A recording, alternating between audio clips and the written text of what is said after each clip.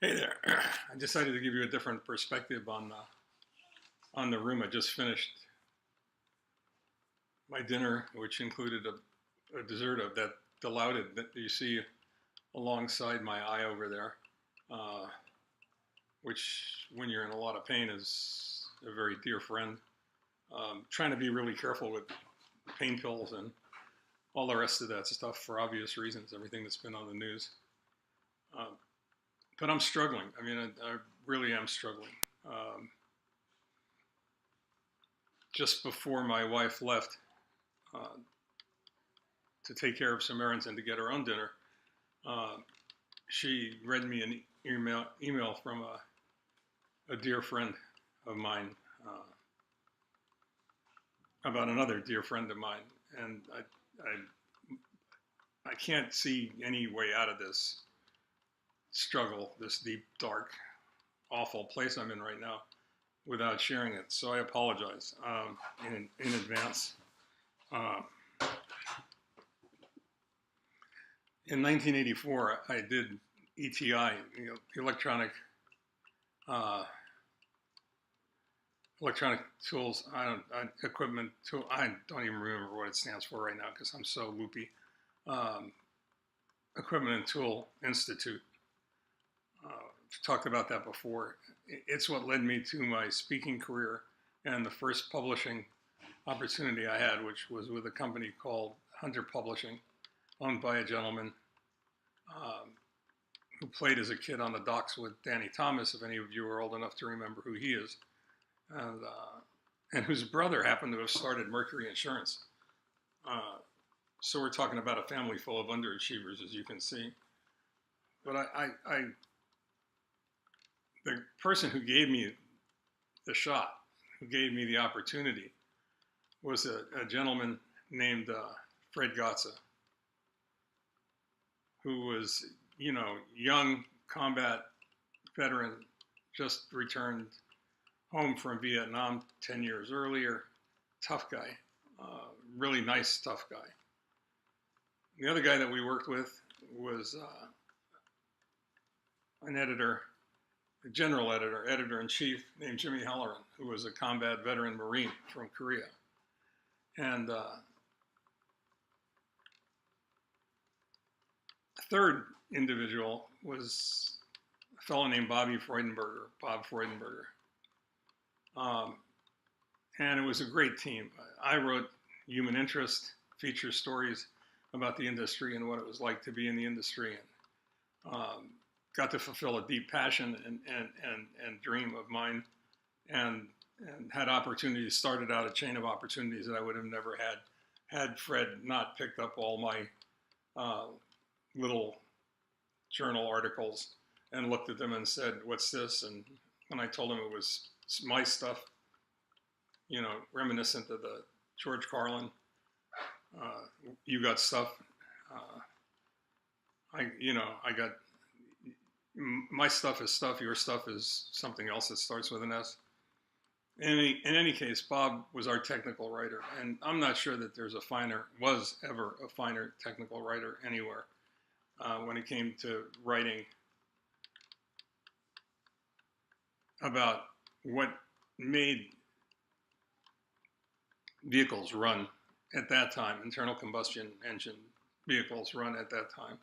A time of great transition, time of great change, going from points to electronic ignition, from electronic ignition to computerized electronic ignition, to computerized engine controls and electronic suspensions, and you can go down the whole list of really insane changes that have occurred inside the automotive industry and that have impacted the repair community in dramatically. And I could tell Leslie was struggling before she left, couldn't figure out what it was all about. I mean, certainly there's plenty to struggle, there's plenty to think about in the situation we find ourselves in. But in any case, I finally said, "What's up? There's something wrong. What is it?" And she said, "I got an email from Greg, and I don't know whether I should share it with you. I said, well, now it's too late. You have no choice but to share it with me now. I mean, I know you have one. I know it's not good because you're not smiling. So what's going on? And it was about Bobby, and it was about the fact that he passed in his sleep the other night. And he's a little bit younger than I am, I think. Not sure. Age was never important to any of us. He's the second, well, the third to pass. And what makes the whole thing a struggle is the fact that we had just drifted apart for over a very long period of time, where our paths were just not consecutive.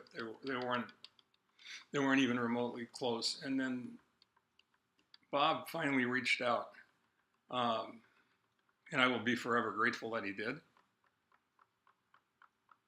And we've had the last number of years that we've been able to communicate back and forth, not often, not always about deep philosophical subjects, not always about anything that mattered, frankly.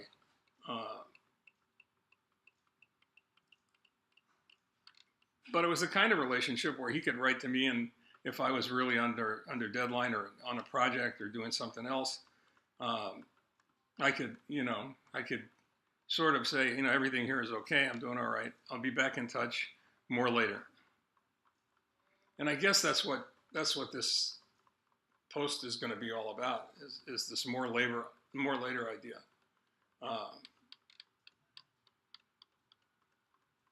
As someone who really faced death off before agreeing to the transplant, before going forward with anything, I kind of understand the finality of it, and I understand the frustration of it, and I understand a lot more about it than I ever wanted to know or ever thought I would, but I do. And I suppose if you've got to check out, if you've got to leave this earthly pale, then the best way to do it is in your sleep.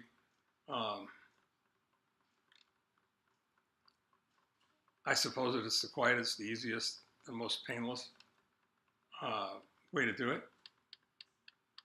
I haven't called anybody in his family yet. I haven't called Florida to see what's going on. I'll probably try and do that after we finish here.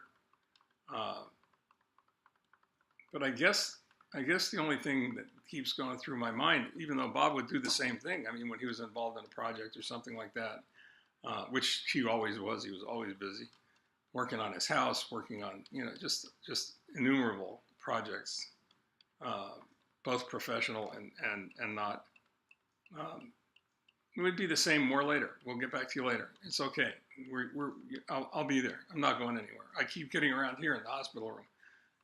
I'm like a Roman galley slave, chained to the oars. I'm not going anywhere. I can't go anywhere.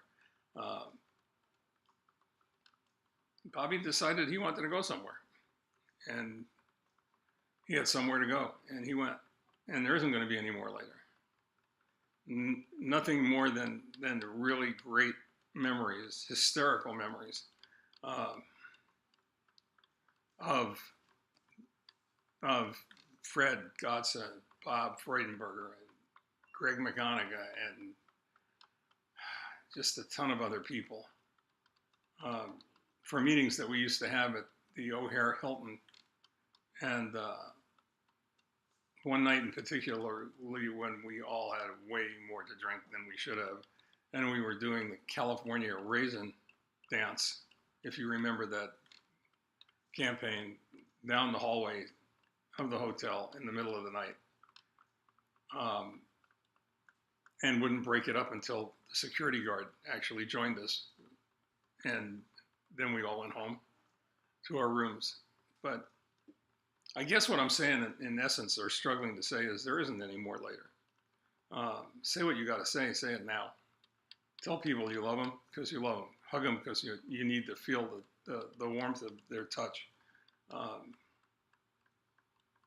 What I'm going through is scary. there's no question about it. Any fool that thinks it's not scary really ought to have himself checked out professionally. There's a 35% chance that it won't work. There's a 35% chance that after all this is done, I'm history, I'm out of here. And that's plenty to consider when you're going through a lot of pain to get through to the other side. Now that means that there's a 65% chance that everything's going to go perfectly. And that's what we're betting on. But I don't care if it's your wife, I don't care if it's your mother, I don't care if it's your father, your brother, grandparents, it doesn't, friends, dear friends, not so dear friends, people that you care about. Look at all of this like there is no more later. More later is too easy to beg off on. And perhaps the secret there is to minimalize things so that you embrace the people that you love and care about deeply, and make time for them. And if it's at the expense of people that you don't know, or that you don't care about, or that you don't care for, or that don't care for you, or that you know because it's, as far as commerce or business is concerned, it's expedient. It's not worth it. Bobby was a character, had a big shock of hair that grayed probably as perfectly as it had a hair can gray. Big, bushy, well-trimmed beard, and almost always when he was outside of Florida, when we were at a meeting somewhere in the Midwest or in the East, in the winter or the fall, late fall, he was always wearing a black turtleneck, and used to rib him all the time about looking like an old U-boat commander. I will miss him. If anybody of you who are listening to this knew him, I'm sure you'll miss him too. So that's all I got to say tonight is that take that answer more later seriously. Think about it. Sometimes you're just flat ass lying. When you say that, you won't have the opportunity.